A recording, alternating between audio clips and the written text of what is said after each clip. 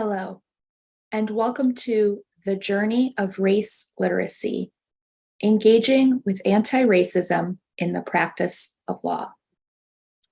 My name is Alyssa Johnson, and I am your Quimbee faculty member leading today's CLE. I have a guest speaker here with me, Dr. Erica Powell, and I will introduce her momentarily. But before I do so, I just wanted to let you know that this is an interview style CLE. So Dr. Powell and I will talk for the majority of the time. And then afterwards, I will do an individual teaching portion to ensure that we go at least 60 minutes so you get your CLE credit. And without further ado, let me share with you a little bit about Dr. Powell. Fostering transformation at the personal and professional levels, as well as creating workplaces and cultures where employees thrive, are at the heart of Dr. Powell's work. For the past 17 plus years, she has partnered with organizations to design, create, and facilitate leadership trainings, team building solutions, and employee development interventions. Over the course of her career, she has consulted on a variety of initiatives in the corporate, higher education, and nonprofit sectors, both nationally and globally. She is bilingual in Spanish and holds a doctorate in instructional technology and design from the University of Virginia, a master's in education in intercultural communication from the University of Pennsylvania, and a BA in cultural anthropology from Haverford College. Additionally, Dr. Powell is a dear friend and colleague of mine. Welcome, Dr. Powell. Thank you so much for being here today and being interviewed for this CLE. Would you tell us a little bit about your work? Thanks, Alyssa. Yeah, so my work falls into three different buckets. Sometimes I get to work with companies who say, we need to do some DEI training. Maybe that's they need to learn unconscious bias. Maybe they want to go the next level and explore microaggressions. Or for the ones who are really focused on equity and inclusion and justice work, they may say, hey, we want to bring you in to do a course on allyship or a course on how to become an anti-racist organization. So training is one big bucket that I work in.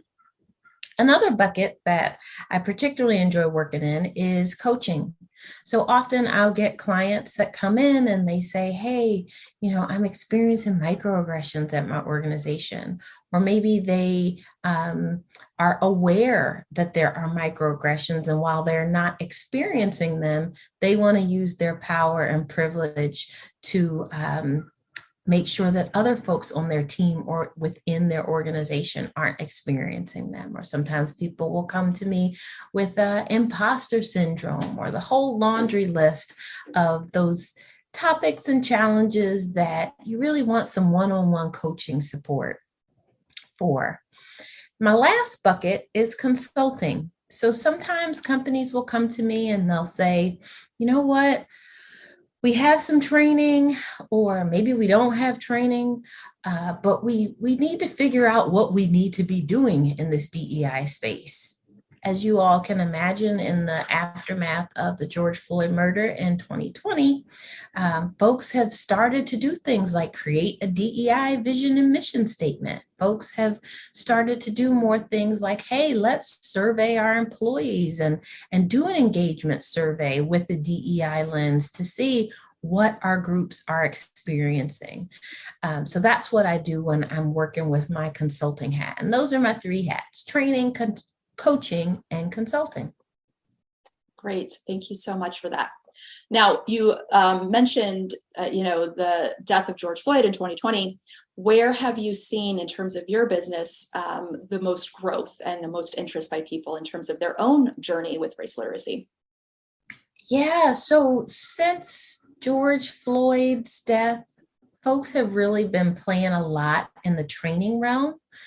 Something about that tragedy woke people up to an awareness that they didn't know what was going on. I've heard from a lot of folks, it's interesting, that they said something about 2020 helped them realize that there were two realities being held in the workplace, things that they thought we had gotten through or things that we were over suddenly came into the forefront, into the limelight again. So training is usually the bigger push. People are saying, I wanna know, what am I missing?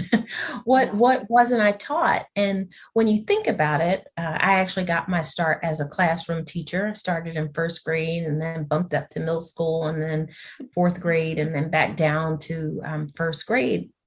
I've also worked in higher education. And the thing that has kind of amazed me about our current education system is that most of us want the training because we've never had it.